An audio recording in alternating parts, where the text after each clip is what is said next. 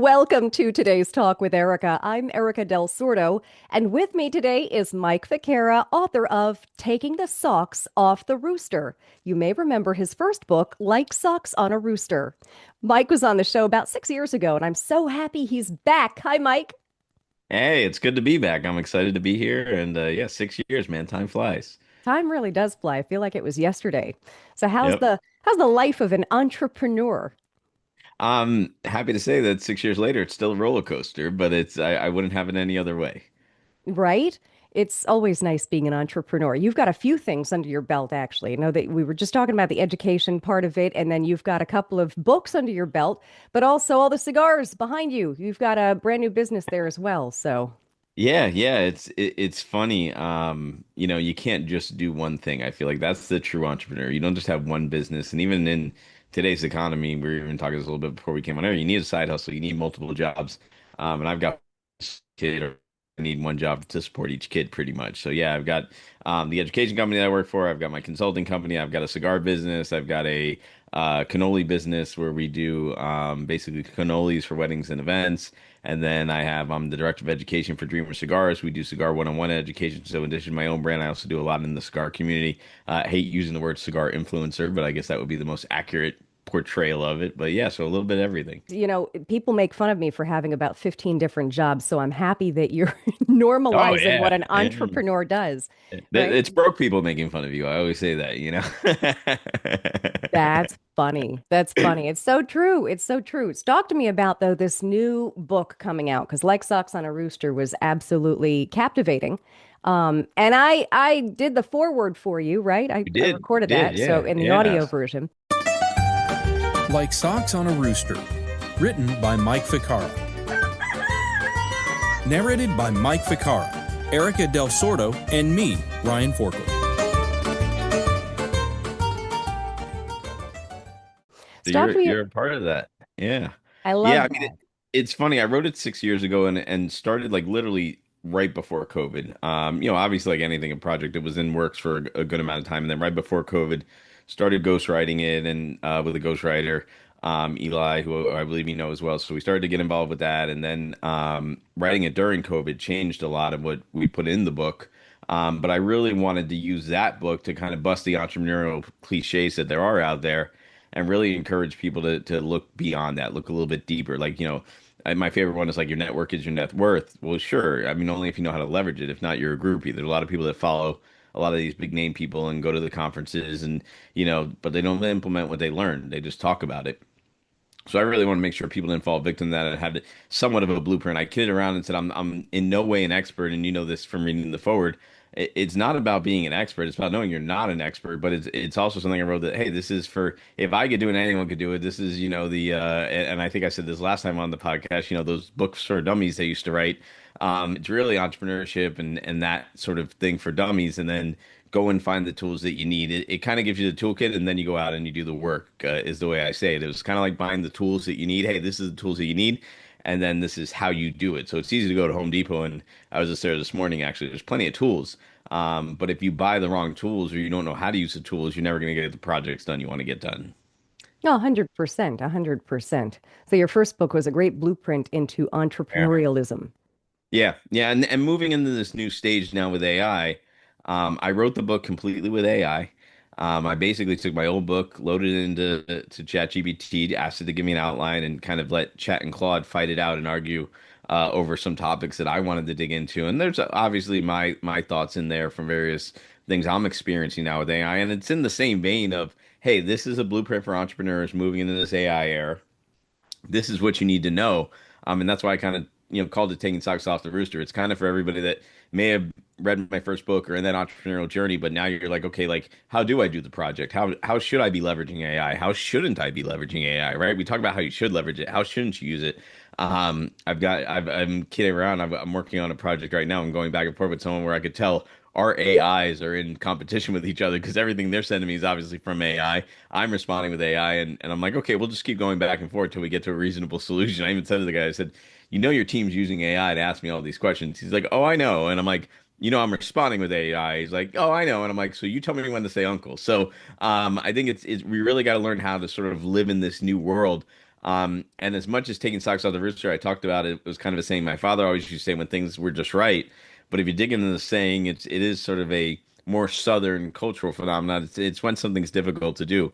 And if putting socks on the rooster was difficult, I could only imagine it's just as difficult taking them off, you know? Well, it's quite the fight, right? It's kind of like herding cats. So Exactly. let's veer off for a second. You were talking about AI and it's the new way. You've got Sure. young kids. What are you thinking about them in school with AI taking over? I love it. I'm a fan of it. I think it's twofold, you know, and I've been saying this about AI. It's like, you know, and we're 80s babies, you and I. I mean, growing up, we've seen it all from email to the internet to, you know, Wikipedia to you name it. And every time this new technology came out, there was the fears are the same. The logic is sometimes different, but it's always like, oh, is this gonna, you know? And I remember, you know, you did a lot of work with us doing voiceover for lessons that we're going to use in digital classroom before COVID. And everyone's like, oh, but we don't know if we want before COVID. Everyone's like, we don't know if we want these video lessons where teachers just have to hit play and it teaches the students. We don't know if we want that pre-COVID, post-COVID. I mean, they were knocking down our doors. We had some of our best sales years post-COVID because everybody wanted that, right? Because the need was there now more. You mentioned kind of my kids. I think it's a couple things you have to look at. The first thing is AI, like anything else, is garbage in, garbage out, right? So if you don't know how to write, if you don't know how to speak, if you don't know how to put your thoughts together, AI is not thinking for you, it's thinking with you. I could give my kid a Ferrari, but if they don't know how to drive, it's not going to make them a better driver, right? Right. So it's really the concept of you need to teach them the fundamentals and the basics for them to be successful. I still think writing with paper and pencil is important. I still think, you know, learning a lot of the fundamental skills are there.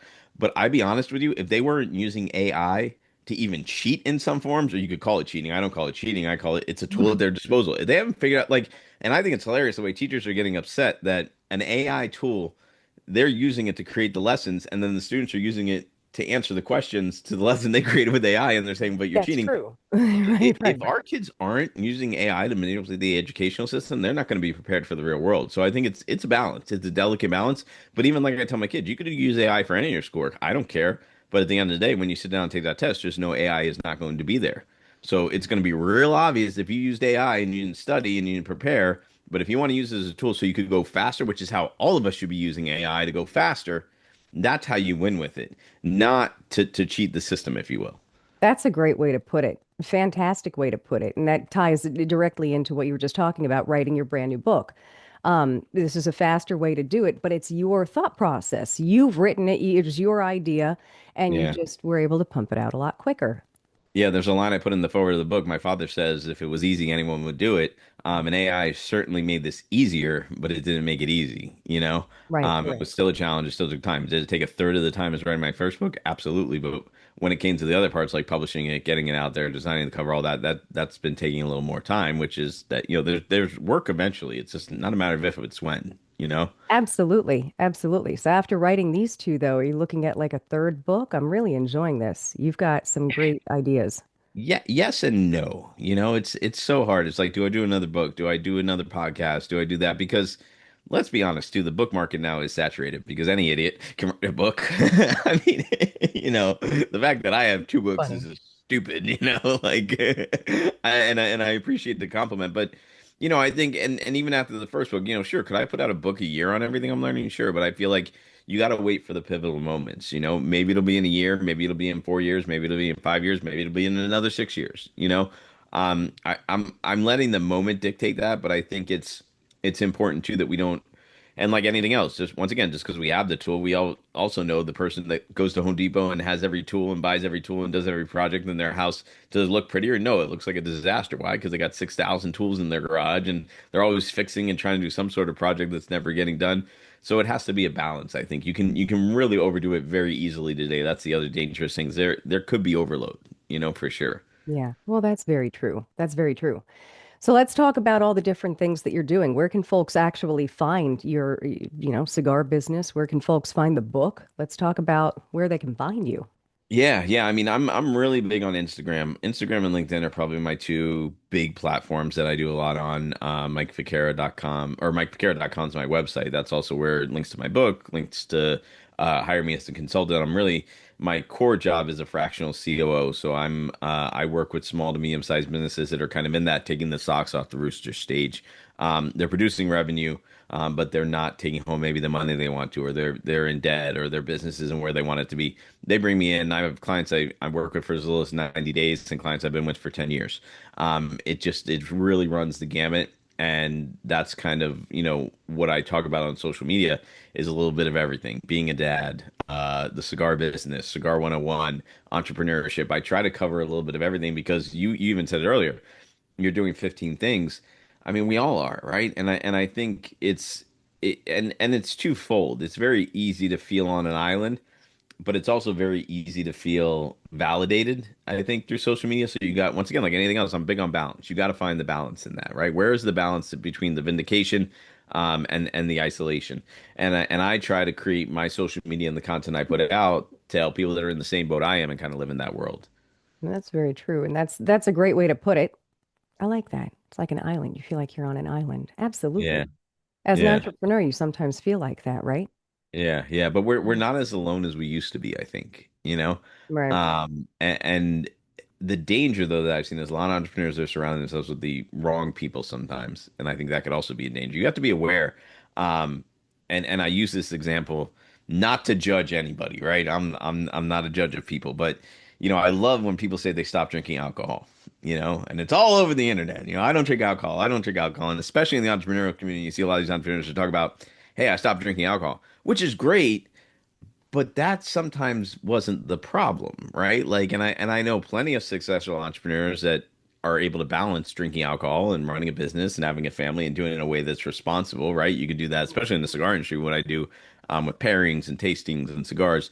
There's Sure. that balance, but I think a lot of times people see it's an all or none thing. I'm like, why does it always have to be all or none? And listen, don't get me wrong, with alcohol, I am in no way judging that. Alcohol is a dangerous drug. I am the first person to acknowledge that, but I think it could also be balanced. Mhm. But I Yeah. think it's very easy to follow the mindset of some people that are like, hey, like if you want to be successful, you have to cut out alcohol, you have to cut this out, you have to do this, you have to do that.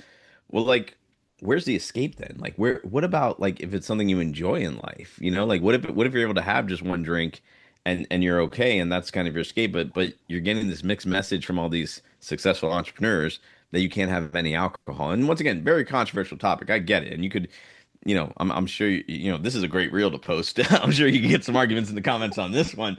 But I We always don't think need that. people to like and comment, so let's go ahead and start Yes, yeah. commenting. So do that, please, and disagree with me, and call me an a-hole, and he's probably a drunk, and like, but I think it has to be that balance, and it's okay. You know what I mean? I think it's learning. I think entrepreneurship, and especially with all the content out there right now, is like a buffet. You don't have to eat everything in the buffet. You take what you leave, and you take what you need, and you leave the rest. And I think that's so important. That's 100% true. That's 100% true. I like that. No argument from me. It's Yeah. you Yeah, got yeah. this Cheers down. to that, right? Cheers. You can't really see it, but the next shelf up in my office is all alcohol bottles. So Oh my gosh. I love it. You're so funny. You're such a riot. Oh my goodness. Ah, well, I love this. I always love talking to you because you're not controversial. I shouldn't say that. I mean, I love talking to you because you always say it like it is. I mean, it's always wonderful talking to you because you got this down pat and your books are amazing. And I really hope you do continue writing them. And thank you. I AI is appreciate just that. making us better, better at what we do. As you said, it's not supposed to take over, but it's Yeah. supposed to enhance. So there's Yeah. that. Yeah, it's the faster car for sure. I mean, it is, it's the Ferrari, no question about it. It's not a Camry, but it's definitely a Ferrari, and both get the job done. And I think it's about balance. And like I said, anything in life is about balance.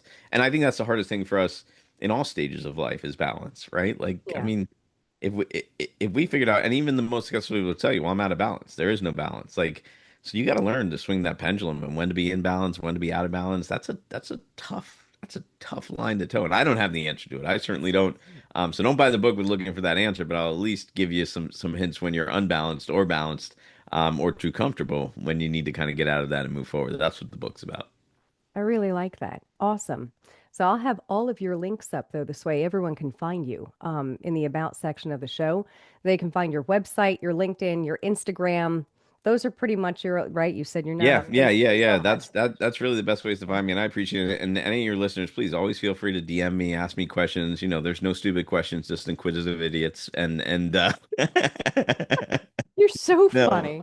but I always say that never be afraid to ask anyone questions too. I've met everybody from the least successful person to millionaires and billionaires, and I always like to ask questions, and it's the opportunity to ask questions is something that's so easy to do nowadays.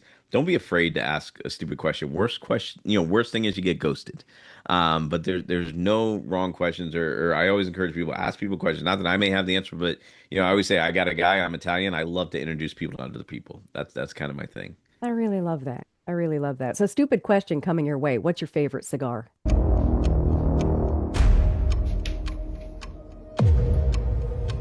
Is this good? Put a shirt on, or is this okay?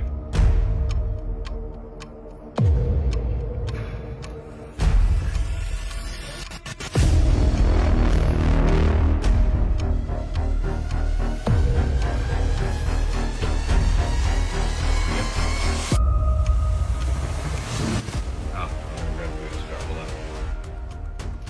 Got it. All right, let's do this. Of course, my cigar, Guido cigars, is kind of my favorite. Right now, I'm really into though outside of that. I'm in the Rocky Patel Emeralds is one of my favorite. I Mm. was having a Zeno Nicaragua before we got on here.